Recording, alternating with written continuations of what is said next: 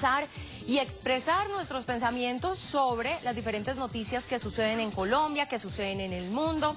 Hoy vamos a hablar de un tema importante, tiene que ver con los delitos cibernéticos. Veamos la pregunta para el día de hoy, ¿qué opina de los robos cibernéticos? Por supuesto, hoy las plataformas son un elemento importantísimo para realizar todo tipo de transacciones, para enviar dinero, para hacer compras y básicamente toda nuestra vida crediticia también y nuestros datos se encuentran en el dispositivo celular, en una computadora y pues esto para algunos también es más fácil porque les permite robar. También aquellos que muy inteligentemente pues también hacen uso de este avance tecnológico. ¿Qué opina del tema? ¿Usted de pronto ha sido víctima de esta situación? 601-316-2511, 601-316-2512. Y también recuerde que la línea 316-420-2080 está habilitada. En Facebook ya mismo estamos emitiendo en vivo, ya me conecto con ustedes para saludarlos. Y también para saludar a nuestro invitado hoy. Para hablar precisamente de este tema está Emanuel Ortiz. Emanuel es experto en ciberseguridad. Él es también investigador de cibercrímenes y coordinador del Laboratorio en Informática Forense de la Procuraduría General de la Nación. Gracias por acompañarnos, Emanuel, en esta conversación que vamos a tener con los televidentes. Y hablemos de los delitos informáticos. En Colombia, ¿cuáles son los que más usan los delincuentes precisamente para aprovecharse de la gente? Muchísimas gracias por la invitación, muchísimas gracias a Cable Noticias y todos los que nos ven el día de hoy. Uno de los principales riesgos que enfrenta la ciudadanía actualmente es la suplantación de datos a través de diferentes entidades y sucursales virtuales. Generalmente muchos de estos delitos están acompañados de hurto por medios electrónicos o semejantes. En la ley actualmente 1273 del 5 de enero del 2009 se establecen unos tipos penales que actualmente los ciberatacantes o ciberdelincuentes están ejecutando por distintas modalidades. En este caso, lo que acompaña el robo cibernético, como bien lo indicas, y muchas otras modalidades que actualmente vienen siendo usadas. Bueno, pues vamos a estar hablando de este tema y yo quiero invitarlo mientras seguimos recibiendo los comentarios, las llamadas de los televidentes, a ver la nota que hemos preparado, porque el fraude en línea en el mundo y en Colombia se ha disparado. La principal razón es el incremento, por supuesto, de las operaciones en línea hacia donde se está volcando los delincuentes, no solo para robar la plata, los recursos de las personas, sino para algo también muy importante, información sensible. Veamos el informe. Los intentos de fraude digital en Colombia han crecido un 859% en los últimos 3 años. Lo cierto es que el constante aumento de las operaciones en línea han facilitado el fraude cibernético al punto de convertirlo en un aspecto común de nuestra cotidianidad.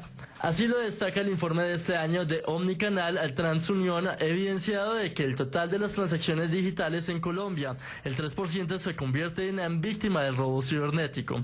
El análisis mostró además que la industria de comunidades en línea, es decir, los foros, las citas y grupos en redes, experimentó el aumento más significativo en la tasa de fraude digital, con un aumento del 63% con respecto al año pasado, seguido por la industria de viajes y ocio con un 34%.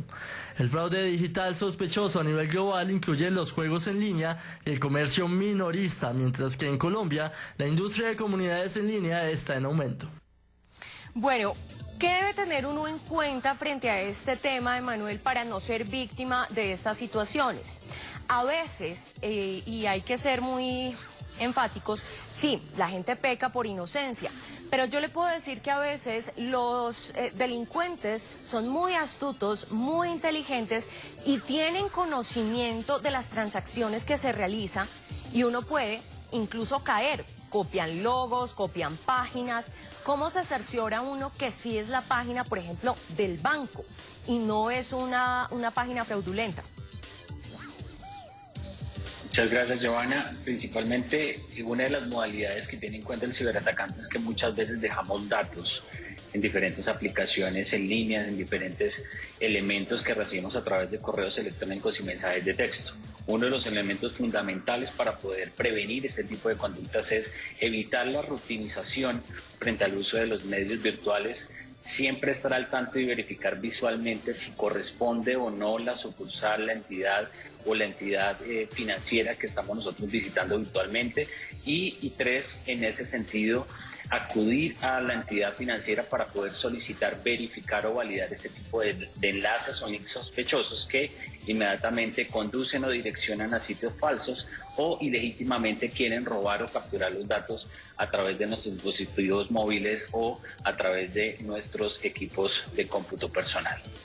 Hay una pregunta que hace la gente y es muy importante hablar el tema. Recordemos que recientemente hemos sido víctimas y de manera muy recurrente, por decirlo así, del robo de, digamos que hackeen las páginas. Ya usted me explicará en realidad qué es eso.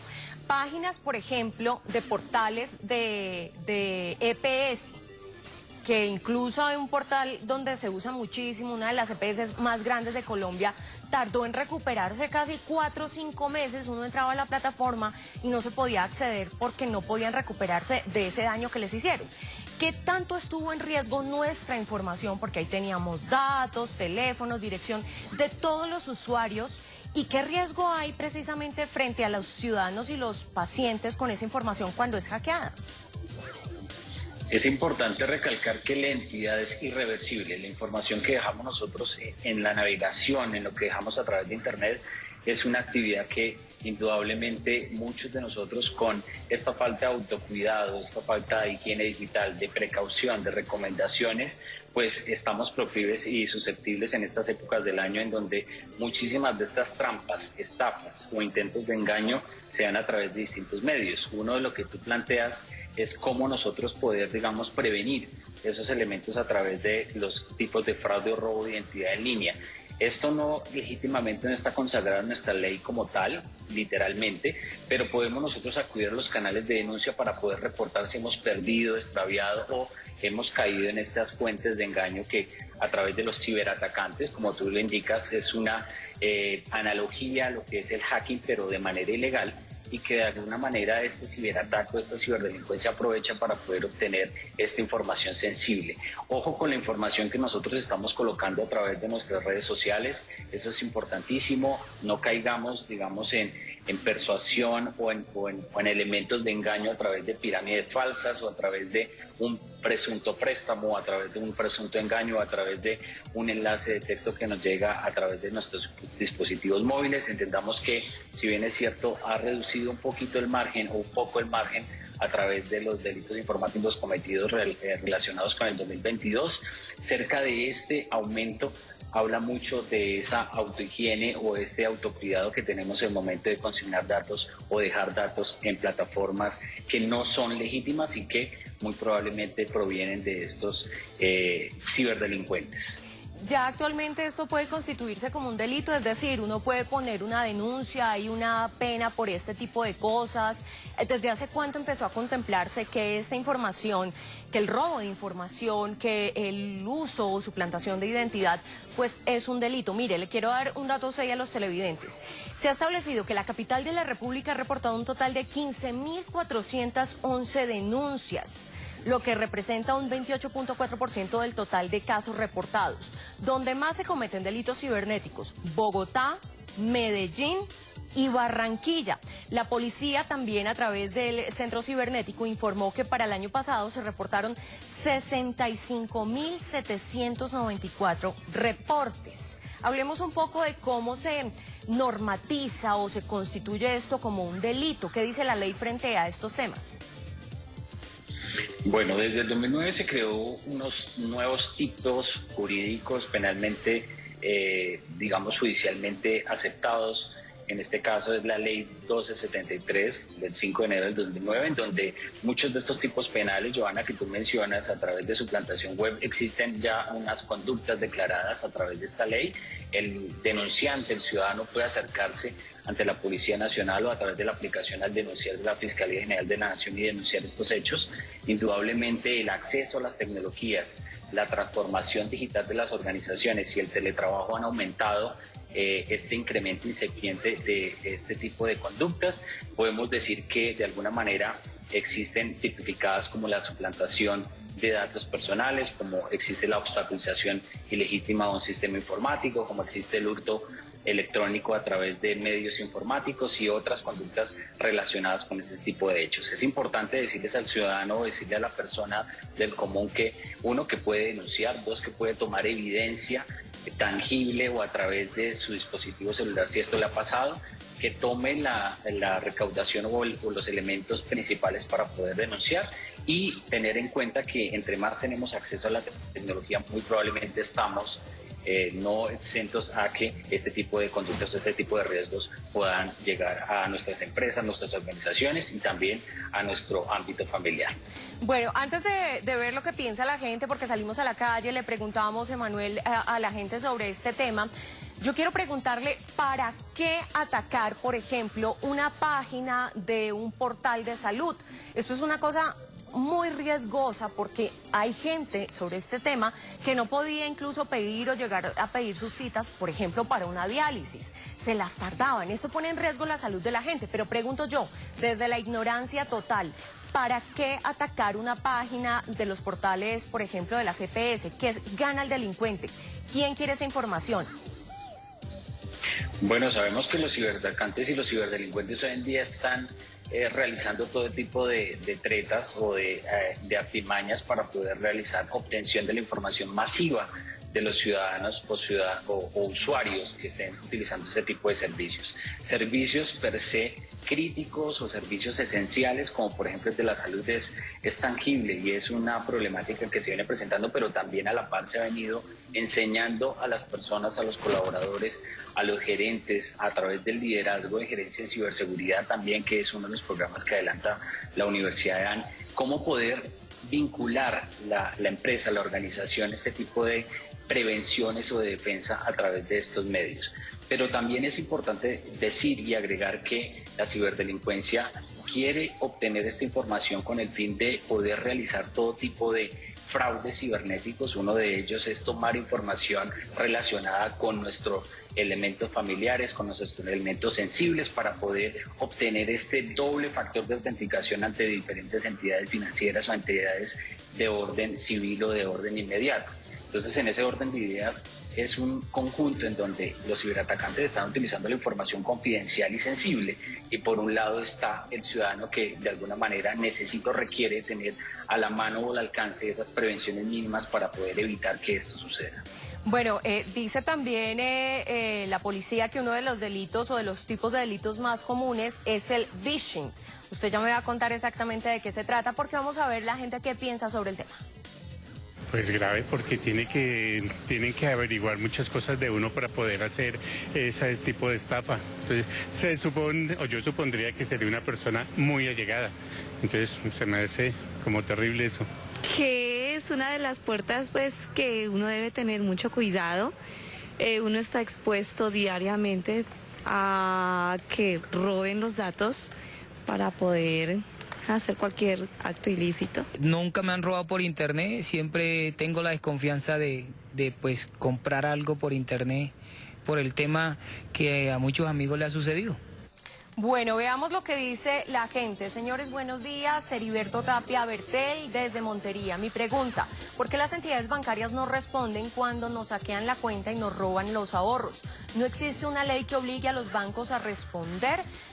Gracias, nos escribe el televidente. Vamos a hablar un poco más adelante de este tema, de quién tendría que responder en estos casos.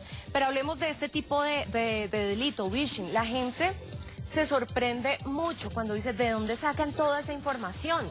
Y yo recuerdo un experimento social, Emanuel, que hacían y que usted lo puede encontrar en YouTube o lo puede encontrar en TikTok, donde la gente colocaba en un adivino y él empezaba a estudiar Facebook, Instagram, todas las plataformas y los historiales, y el hombre hacía pasarse por un adivino. La gente quedaba impactada de lo que podía adivinar ese hombre sobre su vida. Y la misma gente no notaba que era ella la que estaba proporcionando esa información a través de las fotografías, a través de lo que buscaba, de los contenidos, de guardar las contraseñas. Expliquémosle un poco a la gente cómo se da este delito y cómo sin querer le estamos entregando a los delincuentes toda la información que ellos necesitan. Esta es una de las modalidades más viejas o más antiguas que existen a través de todo lo que tiene que ver con la ciberdelincuencia. Utilizar datos para poder llegar a otros, utilizar el hacking psicológico, que es una vez he obtenido información preliminar, he obtenido información básica, como por ejemplo dónde vive, o como por ejemplo cuáles son las iniciales de su nombre, o como por ejemplo su documento de identidad, los últimos 3 números de su documento, podemos llegar o se puede llegar por parte del ciberatacante a muchos más niveles a través de la suplantación o el robo de identidad. Esto es esencial porque las personas no están predispuestas en todo momento para no entregar datos.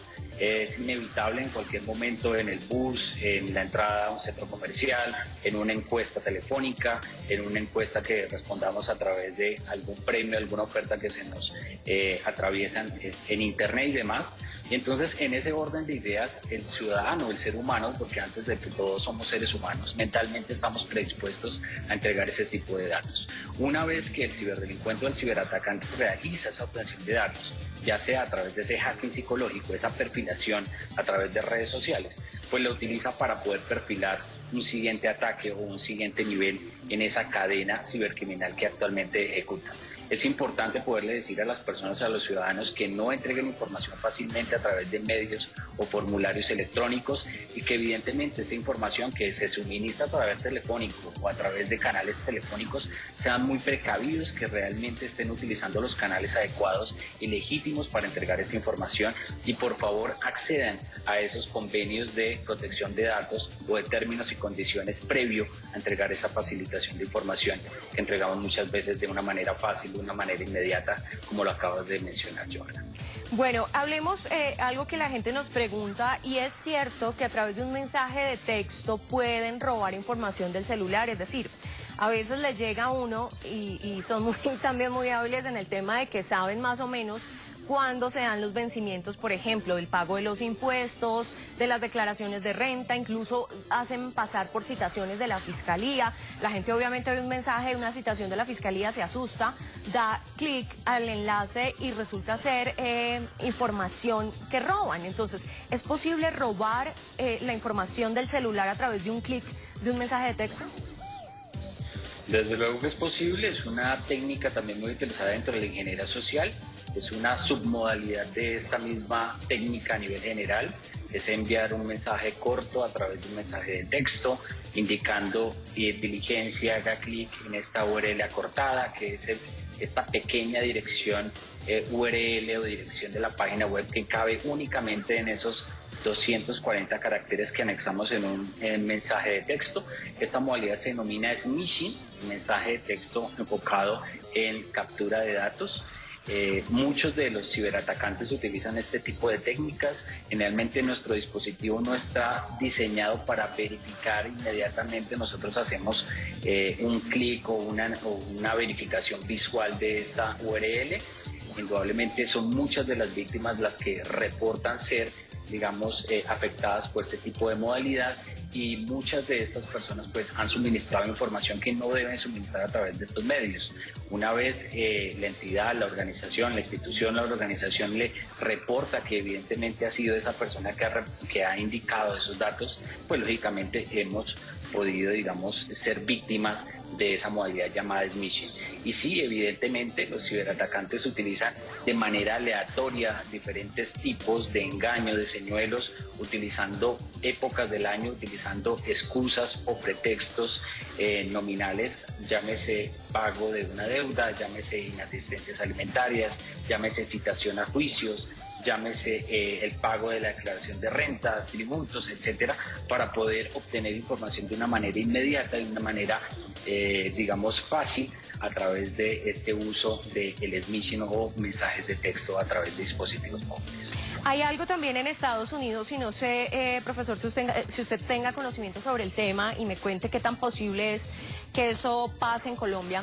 Resulta que el FBI hace un tiempo le sugirió a la gente que no cargara sus celulares en esos lugares públicos, digamos centros comerciales.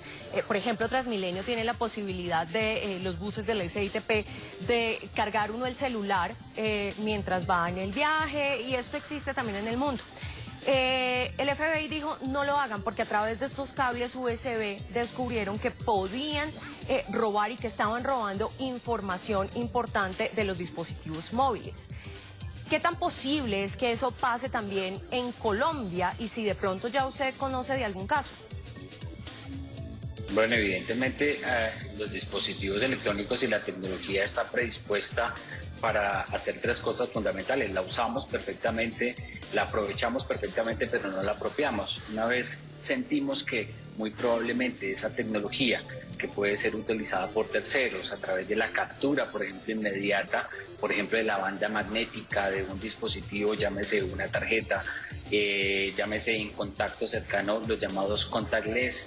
El FBI hace un enunciado muy particular a este tipo de dispositivos, este tipo de mecanismos, y particularmente lo que debemos tener en cuenta es que existen en el mercado varios dispositivos que protegen también y que generan esa defensa para poder evitar que ese contacto se dé y que sean capturados los datos, por ejemplo, internamente de nuestros códigos bancarios, inmediatamente de nuestra información bancaria, de nuestra información confidencial a través de diferentes técnicas de contacto.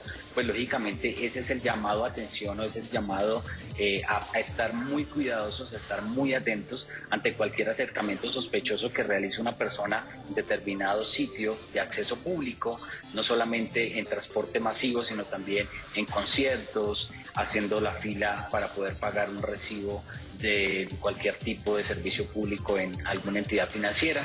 Entonces, en ese orden de ideas y en resumidas cuentas, debemos estar muy atentos a que este tipo de modalidades no se presenten. Inclusive cuando nosotros estamos adquiriendo productos de este tipo, adquiramos un elemento fundamental que es el doble factor o el múltiple factor de autenticación, que es aquel que se implementa para poder validar que realmente es Emanuel Ortiz quien realiza este tipo de acciones a través de diferentes medios, a través, llámese una tarjeta de crédito, llámese a través de un elemento que está, digamos, magnetizado, que tenga información almacenada de nosotros. Profesor, hay otro que coloca la gente y esto es un tema también importante porque muchos están reportando, México y Colombia están liderando eso, y es estas aplicaciones que prestan dinero rápido, que lo sacan a uno rápido de problemas, y muchas de esas aplicaciones están siendo usadas por los delincuentes para el robo de información, pero también para el robo en las cuentas bancarias. Uno de las alertas la lanzó México, donde más se usa este tipo de aplicaciones. Incluso ellos mismos, a través de los diferentes comités, dijeron, estas aplicaciones hay que tener muchísimo cuidado. Ya vamos a hablar de este tema y veamos lo que piensa la gente frente a los delitos cibernéticos. Pues no sé de qué manera ingresaron a mi cuenta del banco y me desocuparon lo que tenía ahí de ahorros. ¿Te respondieron o se arreglar? No se pudo arreglar, la plata se perdió porque no sé cómo hicieron, con supuesto phishing que llaman, y me robaron toda la plata y el banco no me respondió. Sí, claro, sí. El proceso inclusive estuvo abierto casi un año, pero no se pudo hacer nada. El banco nunca me dijo cómo se habían sacado la plata de mi cuenta. No, yo creo que es una modalidad que todos estamos al acecho, ¿no?